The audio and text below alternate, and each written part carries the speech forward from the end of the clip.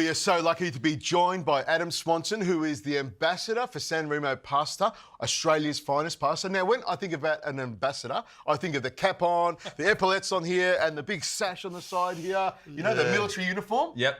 I got that in the makeup room for you later on, mate. Okay. No, this is one. You can't touch. Yeah, this is television. This is daytime television. We can't talk about that. What are you making for us today? Today we're using San Remo curly fettuccine, all right? Ooh. Different long pasta. It's got these beautiful ridge curls along it. And we're making a creamy pesto sauce with chicken and pancetta. Love it, love it. All right.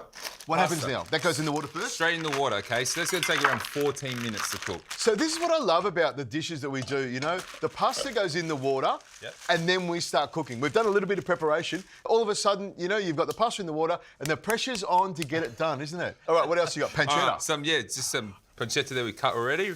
Pancetta's like Italian bacon. It's been cured and smoked, and it's got some wonderful flavour to it. But the pancetta's got lots of fat in it, so you're going to render that down, aren't you? Yeah, that's your favourite. You know that word there. Now, just a little bit of butter as well, okay? And a little bit of butter. It's a chef's little bit of butter, which is just like, come on, that's a little. Come on, a little bit more.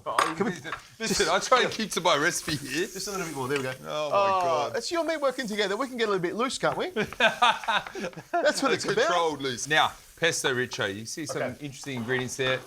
Typical pesto: pine nuts, basil, cheese. I add rocket to mine.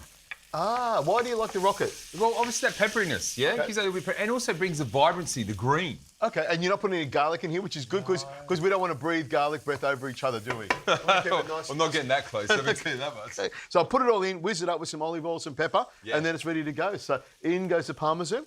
Now, what else is going in this pan here? Okay, into this pan we need to add in some chicken, chicken breast. This is the air-chilled chicken, so it's really dry and it just holds up. There's no extra water in there, so you will love cooking with this one. Nice. Now, when dicing this chicken, Richo, obviously with the curly fettuccine, do small dice, okay? Because we want it to cling onto the ribbons. So nice little pieces of chicken and no skin.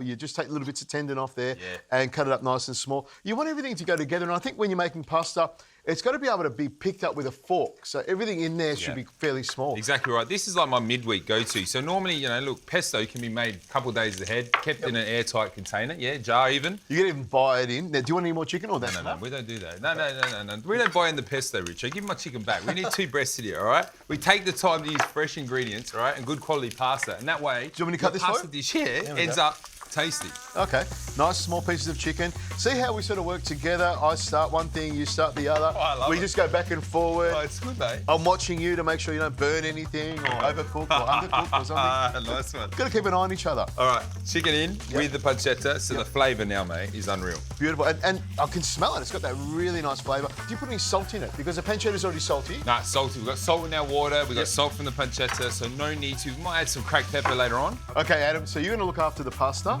You're going to look after the chicken and pancetta. While you're doing that, I've got the pesto about to go, so I'll just put some olive oil in there, and by the time this is all ready and the pasta's cooked, you're going to bring it all together, aren't you? Of course.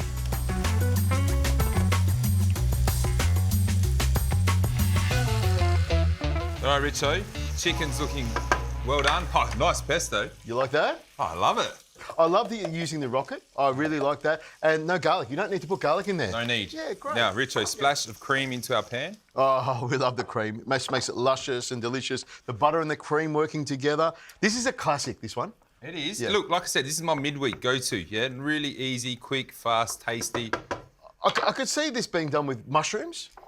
That sort of flavour, you know, if you didn't have any chicken or... You know what, even if you had roast chicken the night before, and you pulled the chicken, you can do that. You can save even more time so you don't have to cook it out. All right, you can save even more time by getting the pasta in here and getting it cooking, yeah? That'd be good. Into the pan. Come on. So this is the time, right? I talk about it all the time, that the last minute or two of cooking and process of the pasta to be finished in your sauce. What happens is sauce number 1 clings onto the pasta, it thickens up, and it becomes amazing. This is it. Go. Maybe one more for good luck. Beautiful. Nice. For good luck. That's it. All right. Extra good luck. All right. So a little flick. Little flick. And what's the colour of I our call it a sauce? toss. You call it a flick. Yeah. Okay.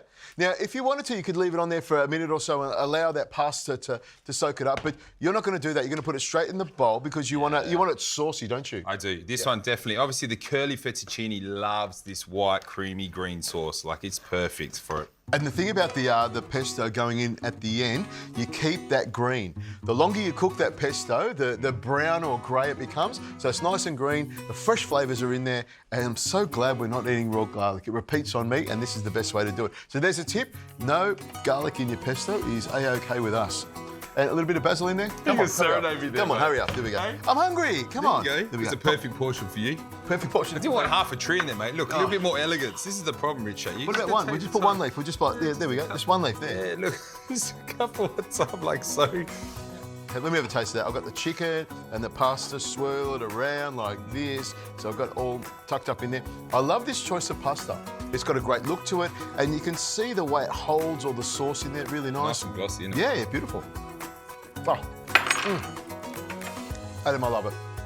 It is really, really nice. I'm not saying that because I like you. That is a really nice pasta. I love the chicken in there, love the pancetta. The pesto is amazing. Whoever made that pesto is amazing. But what a simple, simple little dish in a couple of minutes. Well done. High five. Here we go. Nice work, bud.